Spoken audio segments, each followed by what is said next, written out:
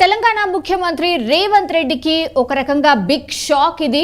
ఓటుకు నోటు కేసులో దేశ అత్యున్నత న్యాయస్థానమైన సుప్రీంకోర్టు అయితే ఆయనకు శుక్రవారం నోటీసులు అయితే జారీ చేసింది. అదేంటంటే కేసు విచారణను మధ్యప్రదేశ్కు మార్చాలంటూ బీఆర్ఎస్ నేత అండ్ మాజీ మంత్రి జగదీష్ రెడ్డి ఎవరైతే ఉన్నారో గతంలో ఆయన సుప్రీంకోర్టులో ఒక పిటిషన్ అయితే వేశారు. సో ఈ పిటిషన్పై తాజాగా స్పందించింది సుప్రీంకోర్టు. ప్రభుత్వానికి అండ్ ప్రతివాదులకైతే నోటీసులు ఇచ్చింది. 4 వారాల్లోగా నోటీసులపై స్పందించి సమాధానం చెప్పాలంటూ కూడా ఒక సూచనలు అయితే జారీ చేసింది. కేసు అయితే మీకు తెలిసిందే, తెలంగాణలో 2015లో జరిగినటువంటి ఎమ్మెల్సీ ఎన్నికల సందర్భంగా ఓటుకు నోటు కేసు వెలుగులోకి వచ్చింది. అది ఎంత సంచలనం క్రియేట్ చేసిందో మనందరికీ తెలిసిందే. అప్పుడు సీఎం రేవంత్ రెడ్డి గారు అప్పుడు టీడీపీకి సంబంధించిన ఎమ్మెల్యేగా ఉన్నారు. సో ఆ రోజు ఎన్నికల్లో తమ అభ్యర్థికి మద్దతు ఇవ్వాల్సిందిగా నామినేటెడ్ ఎమ్మెల్యే ఎవరైతే ఉన్నారో స్టీఫెన్సన్తో టీడీపీ నేతలు బేరసారాలు సాగించారు అనేది ప్రధాన ఆరోపణ. ఆ వీడియో కూడా బయటకు వచ్చింది అండ్ ఆడియో టేప్స్ కూడా బయటకు వచ్చాయి. అవేంటంటే ఈ బేరసారాలో భాగంగా టీడీపీ నేత చంద్రబాబు నాయుడుకు సంబంధించిన ఆడియో టేపులు కూడా అప్పుడు ఎంత వైరల్ అయ్యాయో మనందరికీ తెలిసిందే. సో స్టీఫెన్సన్తో మాట్లాడింది చంద్రబాబే అంటూ ఇప్పటికే ఫోరెన్సిక్ నివేదిక కూడా తేల్చేసింది. సో ఓటుకు నోటు కేసులో దాదాపు 6 ఏళ్ల తర్వాత ఎన్ఫోర్స్మెంట్ డైరెక్టరేట్ కావచ్చు ఛార్జ్ షీట్లు వేస్తూ వచ్చింది. సో ఆ కేసుకి సంబంధించిన అప్డేట్ ఇప్పటి వరకు వస్తూనే ఉన్నాయి. సో అందులో భాగంగానే ఇది కూడా అప్డేట్. సో గతంలో ఈ కేసులో రేవంత్ను ఏసీబీ అధికారులు అరెస్ట్ చేసిన విషయం మనందరికీ తెలిసిందే. స్టీఫెన్సన్ను రేవంత్ రెడ్డి కలిసి డబ్బులు ఇస్తున్న వీడియోలు సోషల్ మీడియాలో జోరుగా వైరల్ కావడంతోనే అధికారులు కేసు కూడా నమోదు చేశారు. 50 lakhs ఆఫర్ చేశారు అనేది ప్రధాన ఎలిగేషన్ అప్పట్లో. సో ఈ కేసులో రేవంత్ రెడ్డి కొన్నాళ్ల పాటు ఆయన జైలుకి కూడా వెళ్ళొచ్చారు, మనందరికీ తెలుసు. ఇప్పటికీ కూడా చాలా టైమ్స్ విమర్శలు ఏదైనా చేయాలంటే ఓటుకు నోటు కేసు అన్నటువంటి మాట మాట్లాడుతూ ఉంటారు చాలామంది, ఎస్పెషల్లీ బీఆర్ఎస్కి సంబంధించిన నేతలు పదే పదే ఈ మాటను ప్రస్తావిస్తూ ఉంటారు. రేవంత్ రెడ్డిని ఏమైనా ఎదుర్కోవాలన్నా ఆర్ ప్రశ్నించాలన్నా లేకపోతే ఆయన మీద కామెంట్ చేయాలన్నా కూడా ఈ మాటను పదే పదే వాడుతూనే ఉంటారు. సో ఆ కేసుకి సంబంధించిన అప్డేటే అనమాట. సో ఆ తర్వాత బెయిల్ మీద ఆయన బయటికి వచ్చారు, మనందరికీ తెలుసు. ఆ టైంలోనే వాళ్ళ పాప మ్యారేజ్ కూడా సెట్ అయింది.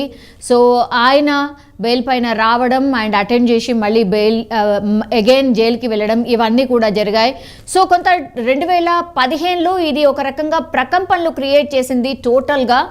సో ఆ తర్వాత పరిణామాలతో అయితే ఈ కేసు కాస్త కనుమరుగైపోయింది. మనందరికీ తెలుసు ఇట్లా వివిఐపీస్కి సంబంధించి ఆర్ ఎనీ కేస్ ఒక కేసు పడింది అంటే మనందరికీ తెలుసు కొన్ని రోజుల పాటు విచారణ సాగుతుంది, ఏదో జరుగుతుందో ఏమో అని అనుకుంటాం. కొన్ని టైమ్స్ జరుగుతాయి, కానీ కొన్ని టైమ్స్ అసలు ఏది జరగకుండానే ఇట్లనే సాగదీత ధోరణిలోనే కేసులన్నీ పోస్ట్పోండ్ అవుతూ ఆర్ విచారణలు వాయిదా పడుతూ అలా సాగుతూ వస్తూ ఉంటాయి. సో ఒక్కసారి కేసు పడింది అని అంటే మాత్రం అది ఎన్నేళ్ళు పడుతుందో దానికి తీర్పు రావడానికి అనేది ఆ దేవుడికే తెలవాలి అన్నటువంటిది మనందరికీ తెలుసు.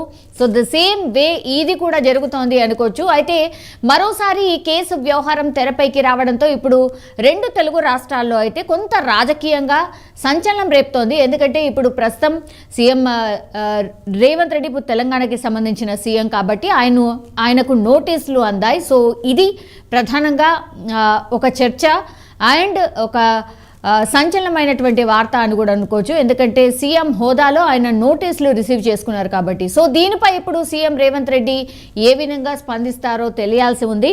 బట్ మనందరికీ తెలుసు మొన్నటి వరకు కూడా ఒక ఎన్నికల టైంలో కూడా ఆయన ఒక సభలో ఎస్పెషల్లీ పాలకుర్తికి సంబంధించిన సభలో మాట్లాడుతూ కూడా కుట్రపూరితంగా ఈ కేసులో ఓటుకు నోటు కేసులో ఇరికించే ప్రయత్నం చేశారు. అదెవరో కాదు, పాలకుర్తిలో మనందరికీ తెలుసు బీఆర్ఎస్కి సంబంధించిన పోటీదారు ఎవరైతే ఉన్నారో ఎర్రబెల్లి దయాకర్ రావు మీదనే ప్రధానంగా ఎలిగేషన్ చేశారు. డైరెక్ట్ అటాక్ కూడా చేసిన పరిస్థితి, ఆయన్నే నన్ను ఇరికించారు అన్నటువంటి మాట చెప్పే ప్రయత్నం చేశారు. అండ్ ఈరోజు టీడీపీ ఈ పరిస్థితిలో ఉందంటే ప్రధాన కారణం ఎర్రబెల్లి దయాకర్ రావు అన్నటువంటి మాట కూడా ఆ సభ ద్వారా చెప్పే ప్రయత్నం చేశారు. అది కూడా ఒక రకంగా ప్రకంపనలు క్రియేట్ చేసింది.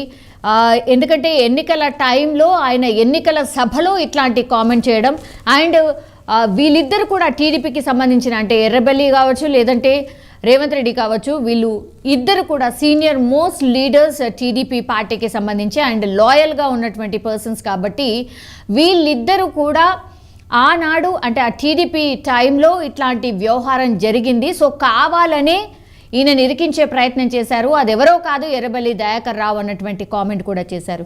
సో ఇవన్నీ జరుగుతున్నాయి రాజకీయంగా, విమర్శలు ప్రతి విమర్శలు ఇవంటే కంటిన్యూషన్గా జరుగుతూనే ఉంటాయి.